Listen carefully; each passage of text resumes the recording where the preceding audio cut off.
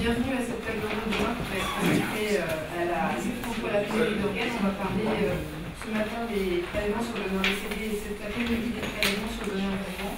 Je suis Mélanie Pellier de l'association Rénaldi. Bonjour, je suis suicidaire à PNR Île-de-France et j'ai été transplanté très récemment au chemin après 3 ans et demi de dialyse.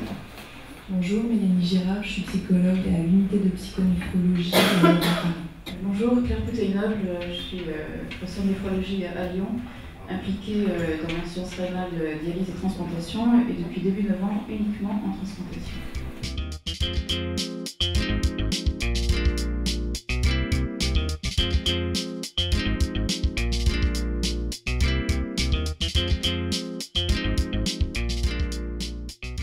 Les états généraux du rein, ce sont 5 étapes. Enfin, ils sont issus d'un constat qui a été fait que dans pas mal de domaines du traitement des maladies rénales, il y a des choses qui ne vont pas actuellement.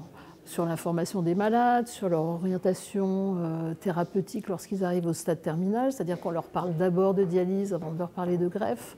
Or, on sait très bien que la greffe, c'est le meilleur traitement de l'insuffisance rénale. Pour greffer les gens, il faut avoir des greffons. Et actuellement, il y a une grosse pénurie. Alors le terme pénurie, il est toujours un peu choquant quand on parle d'humains comme ça, mais bon, il n'y en a pas tellement d'autres à proposer. Il y a une grosse pénurie de greffons. Et fin 2011, il restait 9000 personnes inscrites sur la liste d'attente de greffe. On avait greffé moins de 3000 personnes et on en avait réinscrit plus de 3000. Donc en fait, la pénurie ne peut qu'augmenter.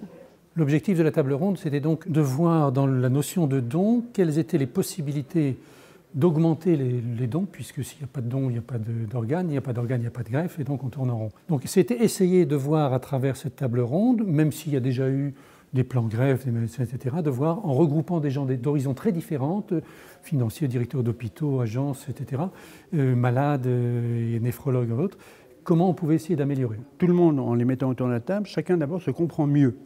Et moi, par exemple, j'ai énormément appris. Aujourd'hui, et en même temps, il y a à chaque fois des possibilités d'amélioration du sort des patients, puisque l'objectif de ces états généraux, c'est d'améliorer la condition des patients, de faire en sorte qu'il y ait davantage de greffons, que la greffe prenne une place croissante dans le système de traitement de l'insuffisance rénale, et on est en train, comme ça, de discuter ensemble et de faire des propositions.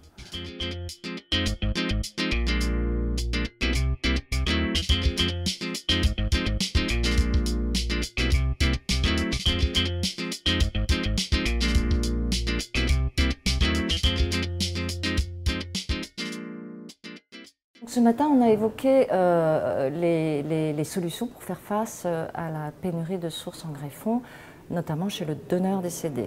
Comment est-ce qu'on peut augmenter le nombre des organes disponibles à partir de donneurs décédés? Et donc ça nous a fait réfléchir à la fois sur comment améliorer le recensement des donneurs en état de mort encéphalique. Là, on a vu qu'il y avait quelques pistes.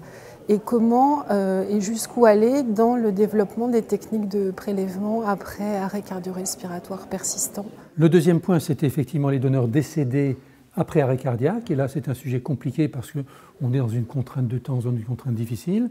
Et donc, on a vu que les résultats ne sont pas très bons, même si on a commencé, ça fait plus ou moins presque 10 ans maintenant qu'on a lancé l'affaire, et on a commencé depuis 2006, avec un nombre de donneurs pas très important, et là, avec effectivement des lourdeurs de la technique, des coûts, la nécessité de motiver les équipes, et donc peu d'équipes se sont lancées.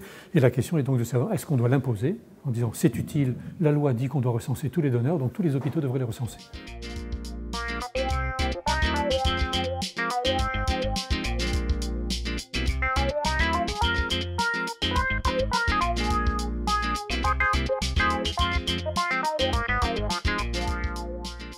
Donc les axes qui ont été abordés cet après-midi sont de 2 ordres. Le premier a consisté à parler des reins qui sont considérés comme de moins bonne qualité, qu'on appelle des reins à critères élargis.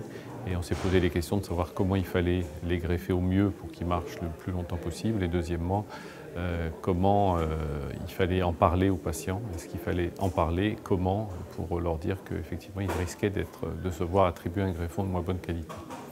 Puis la deuxième partie a concerné les donneurs vivants. Comment développer cette activité qui donne de bons résultats, quelles sont les hétérogénéités d'une région à l'autre, d'un centre hospitalier à l'autre, faut-il un statut spécial pour les donneurs, comment faire que cette activité soit neutre sur le plan financier, donc autant de questions qui ont été abordées. Et je pense que c'est en train d'augmenter et je pense que dans les 5 ans ou 10 ans, on sera vraisemblablement aux environs de 25% ou 30% comme les autres pays. Voilà, il reste à mieux prendre en charge les donneurs, mieux définir un certain nombre d'éléments. Un tas d'enquêtes ont été faites, on l'a vu, et donc on va pousser dans ce sens-là pour améliorer tous les rouages. Mais je crois que là, on a vraiment quelque chose qui va apparaître et qui sera satisfaisant au moins de ce côté-là.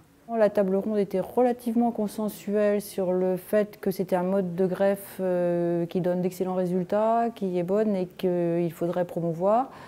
Beaucoup de choses sur l'information, faire passer mieux l'information à la fois dans les centres de greffe et essayer de pousser les centres de greffe qui en font moins à en faire plus.